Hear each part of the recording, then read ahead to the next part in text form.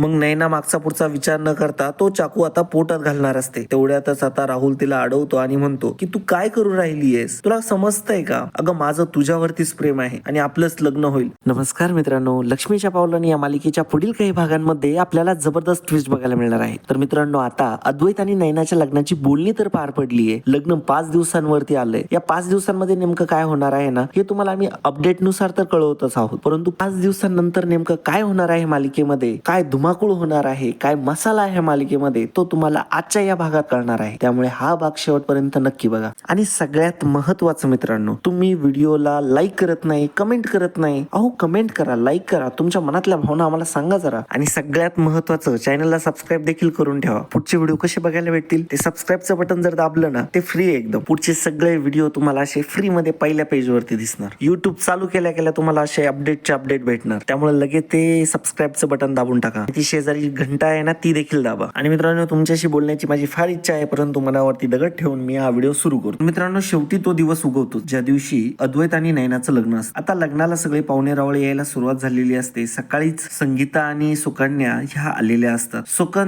संगीता ही सुकन्याला म्हणत असते, खरंच लई झ्याक अरेंजमेंट केलं या चांदेकर कुटुंबाने. सुकन्या देखील म्हणत असते की खूपच सुंदर आहे. मित्रांनो, जर तुम्ही आपला चॅनल रोज बघत असाल आणि तरीसुद्धा अजून सबस्क्राईब केलं नसेल तर प्लीज चॅनलला लगेच सबस्क्राईब करा आणि बेल आयकॉनवर देखील क्लिक करा. धन्यवाद. नैनाच्या मनात मात्र वेगळेच विचार सुरू असतात. गेल्या 5 दिवसांपासून तिने प्रत्येक दिवशी काही ना काहीतरी प्रयत्न केलेला असतो. तिला आता राहुल सोडून दुसरं कोणीच दिसत नसतं. तिला अद्वैतचा देखील खूपच राग यायला लागलेला असतो, परंतु नाविलाजाने तिला बळच हसावं लागत असतं त्याच्यासोबत. नैनाच्या अपार प्रयत्नानंतर देखील तिला 5 दिवस कुठेही जाता येत नाही. अपार लग्नाचा क्षण डोळ्यासमोर असताना ती आता राहुलची शोधाशोध करत असते. राहुल मात्र काय तिथं तिला दिसत नसतो. तिला खात्री असते की राहुलने नक्कीच काहीतरी प्लॅन बनवलेला असेल तिला इथून पळून. आणि मित्रांनो, आता या लग्नाला मीडिया कव्हरेज पण चांगला असतो, कारण की चांदेकर फॅमिली ही सुप्रसिद्ध फॅमिली आहे आणि त्यामुळेच मीडियातील पत्रकार देखील इथे जमलेले असतात. तर आता मित्रांनो, अद्वैतचं परिवार देखील तिथे आलेलं असतं आणि संगीताने त्यांना ते भेटलेलं असतं. आता संगीताच्या साईडने काही माणसं नसतात, त्यामुळे सरोजला मात्र या गोष्टीवरती डाऊट आलेला असतो. सरोज म्हणत असते की का बरं तुम्ही 5च का बरं, तुम्ही 5च माणसं का बरं, तेही नवरीला पकडून, बाकीचे कुठे? तेव्हा संगीताची तत मम होत असते. तेव्हा संगीता घाबरलेली असते. रोहिणीला तर मात्र अद्वैतचं तर काही चांगलं होऊ द्यायचं नसतं, त्यामुळे ती या प्रॉब्लेमला हँडल करते आणि सरोजला ती जरा समजावून सांगते. तर आता मित्रांनो, सगळ्यात महत्वाचं म्हणजे कलाचा या गोष्टीशी काय संबंध असणार आहे आजच्या. तर सगळ्यात मोठा संबंध हा आहे की आजच्या लग्नाचं जे काही डेकोरेशन वगैरे होतं ते सगळं कलानेच केलं होतं. लग्नासाठी लागणारे फुलं, हार,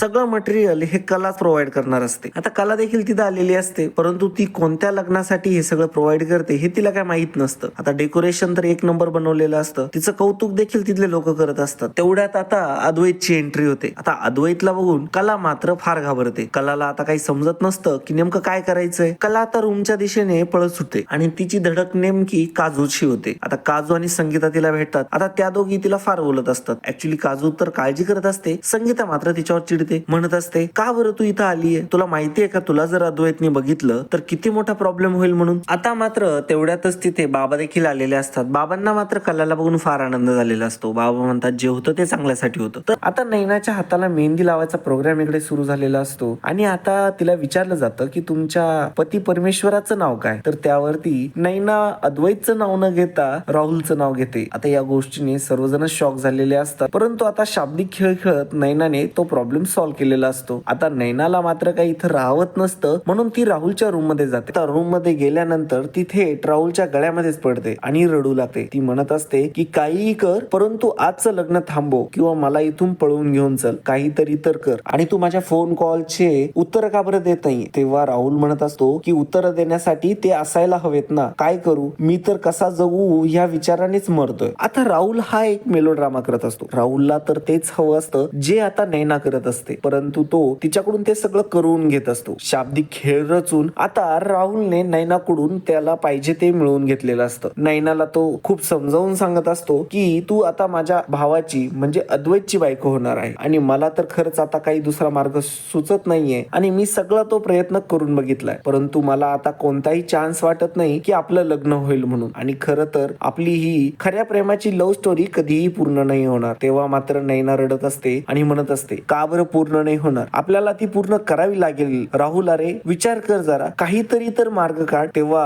राहुल म्हणत असतो की नैना काय मार्ग काढू, मला खरंच समजत नाहीये, आपलं नाही लग्न होणार असं तो म्हणत असतो. आता मात्र नैनाला काय राहवत नाही. ती राहुलच्या प्रेमात इतकी वेळी झालेली असते. ती राहुलला मनवण्यासाठी नैना आता मागचा पुढचा विचार न करता फळांमध्ये असलेली सुरी हातात घेऊन आपला हात कापून घेते आणि आता तिचं रक्त वाहत असतं. आता मात्र राहुल फारच घाबरलेला असतो. राहुल नैनाला खेचत असतो, परंतु त्याचा नकार ऐकून नैनाला मात्र फार दुःख झालेलं असतं. आता नैनाने हात कापून घेतलेला असतो आणि तिला कोणत्याही परिस्थितीमध्ये राहुलशीच लग्न करायचं असतं. ती रडून रडून म्हणत असते की माझं लग्न त्या अद्वैत चांदेकर सोबत बळच लावू दिलं जात आहे आणि मला त्याच्याशी कधीच लग्न करायचं नाही. त्या बोरिंग अद्वैत सोबत मला आयुष्य नाही घालवायचंय. तू काहीही कर, परंतु माझ्यासोबत लग्न कर. नैनाच्या डोक्यात पक्क आता राहुलचं भूत चढलेलं असतं. राहुल म्हणत असतो की अगं तू काय केलंय हाताला, अगं तू गेल्यानंतर माझं काय होईल, अगं विचार कर जरा माझा. आणि तो आता तिला सावरतच प्रेमाने जरा जवळ घेऊन सांगत असतो आणि म्हणत असतो की थांब मी बँडेज शोधतो. नैना आता स्वतःच बोलत असते, परंतु राहुल त्यावरती काही उत्तर देत नसतो. राहुल गालातल्या गालात हसत असतो, परंतु आता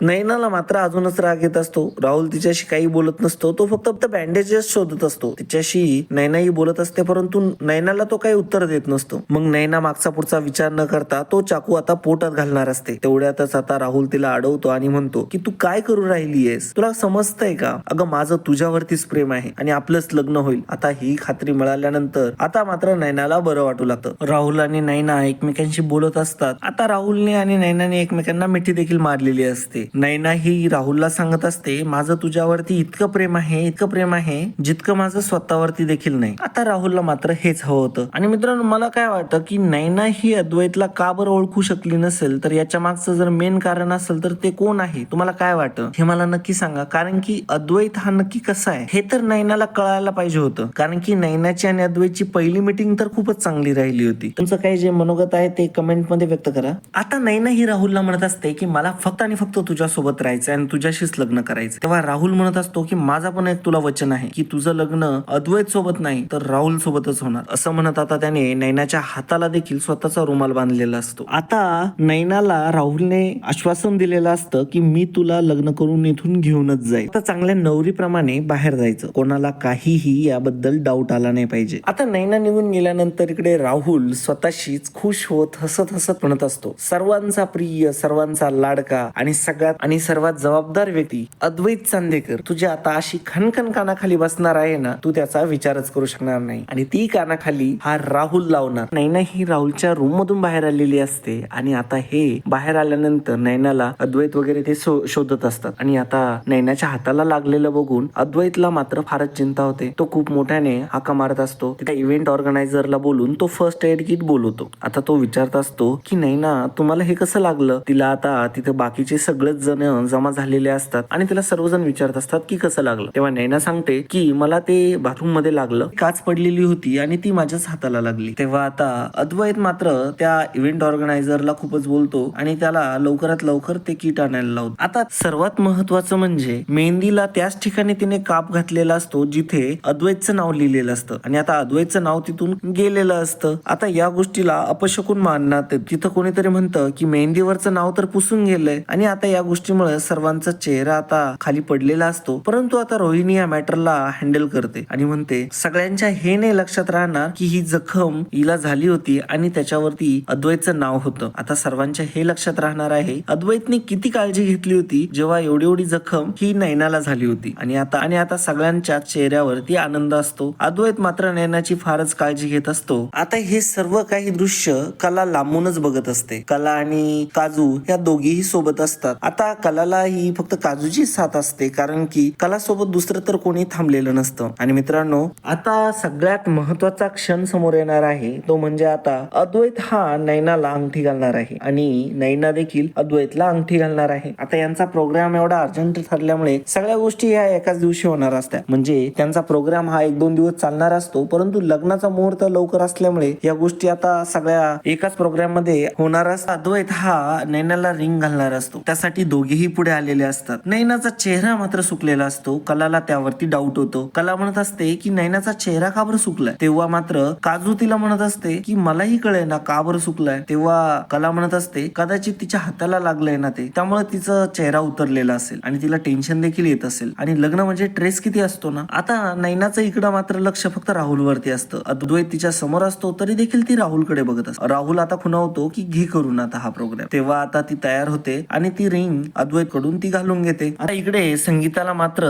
प्रचंड आनंद होत असतो. ती तर नाचतच असते आणि सुकन्या देखील खूप खुश असते. सर्वांनाच आनंद झालेला असतो. कला देखील इकडे खूप हॅपी झालेली असते. तेवढ्यातच तिथे एक बाई येते आणि ती म्हणते तुम्ही एवढा आनंदी होताय जसं काय तुमच्या बहिणीचं लग्न झालंय. ती कलाच्याच इव्हेंट मधली एक व्यक्ती असते. ती असं म्हटलेली असते. आता एंटरटेनमेंट स्टार्ट झालेलं असतं. डान्स सुरू झालेले असतात. सगळी पार्टी चालू झालेली असते. आता सर्वजण डान्स वगैरे करत असतात. आता वेळ असते ती अद्वैत आणि नैनाच्या डान्सची आणि ते दोघं देखील आता स्टेजवरती जातात. परंतु नैना काय खुश नसतील आणि आता मग राहुल देखील काय थांबत नाही आणि तो स्टेजवरती जातो. आता राहुल आल्यानंतर तिच्यात एक उत्साह येतो आणि ती देखील खूप हॅपी होते आणि नाचायला लागते आणि आता तिघांचा देखील डान्स सुरू असतो. आता मात्र सर्व इशारे नैना ही राहुललाच देत असते. अद्वैतला मात्र फक्त असं वाटत असतं की ती त्याला देते, परंतु ते सगळे इशारे ते अद्वैतलाच असतात. आता अद्वैत देखील डान्स करत असतो आणि राहुल देखील. आणि आता या तिघांचा डान्स बघून कोणाला काही डाऊट तर येत नसतो, परंतु कला देखील इकडे डान्स करून एन्जॉय करत असते. लांबूनच बघून का होईना बहिणीचं लग्न तिला एन्जॉय करावं लागत असतं, कारण की तिला तिथे काही एंट्री नसते. तर आहे आता मित्रांनो एक मेन ट्विस्ट. आता खरं तर अद्वैत आणि कलाचं कनेक्शन इथे सुरू होणार असतं. मित्रांनो अद्वैत आणि कलाच्या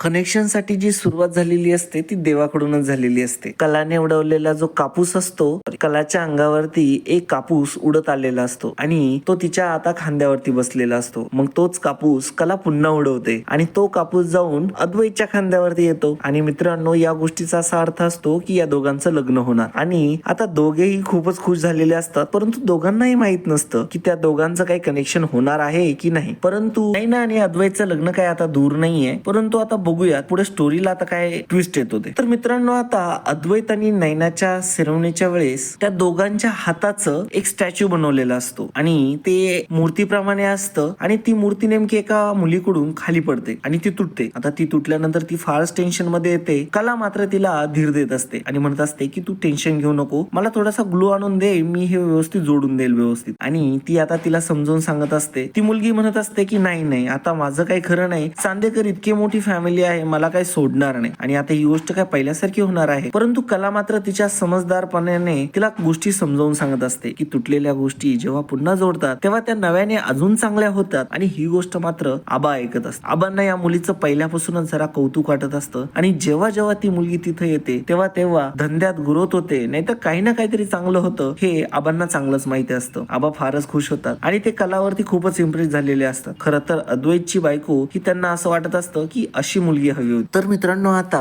आबा हे कलावरती फारच इम्प्रेस झालेले असतात. तर मित्रांनो आता हा एपिसोड जरासा मोठा होत आहे, त्यामुळे आता मी बाकीच्या ज्या गोष्टी आहेत त्या पुढील भागामध्ये सांगणार आहे. आणि मित्रांनो त्या जर गोष्टी जाणून घ्यायच्या असेल तर हा व्हिडिओ तुम्हाला लाईक करावा लागेल आणि चॅनलला सबस्क्राईब देखील करावा लागेल. आणि मित्रांनो त्यानंतर तुम्हाला जे व्हिडिओचं नोटिफिकेशन आहे ते तुम्हाला मिळेलच. तर मित्रांनो हा एपिसोड तुम्हाला कसा वाटला, हा ट्विस्ट कसा वाटला हे कमेंटद्वारे नक्की कळवा. पुढे काय होणार आहे हे जर तुम्हाला अधिक जाणून घ्यायचं असेल तर तसं मला कमेंट करून कळवा, म्हणजे मी पुढचे देखील एपिसोड बनवेन. तर मित्रांनो आजच्यासाठी इतकंच. धन्यवाद.